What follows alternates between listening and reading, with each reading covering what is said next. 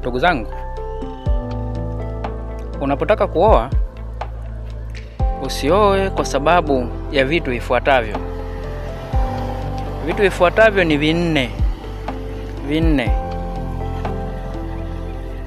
Usioe kwa sababu umepata pesa, na usioe kwa sababu unahitaji mtoto. Usioe kwa sababu umri umeenda. Usioe kwa sababu utakuwa na afadhali ya ngono au mapenzi au unyumba.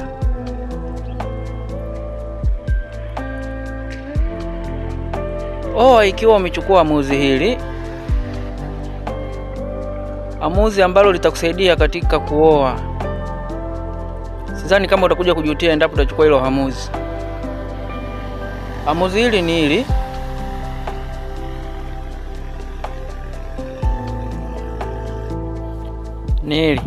utakubali kujitika majukumu ya familia kwa 100%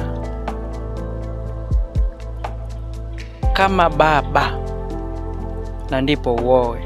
Bro, utakuja kunishukuru, kwa sababu ndoa ni tofauti na unaofikiria. Kwa sababu unaweza ukaoa alafu mwanamke ukamwona mzuri, ukija ukamuoa ukaishi naye, baada ya miezi kadhaa mbele umuoni tena uzuri wake. Watakuwa wanamuona wenzako mzuri, wewe utaona wenzako wazuri. Ishi na hilo.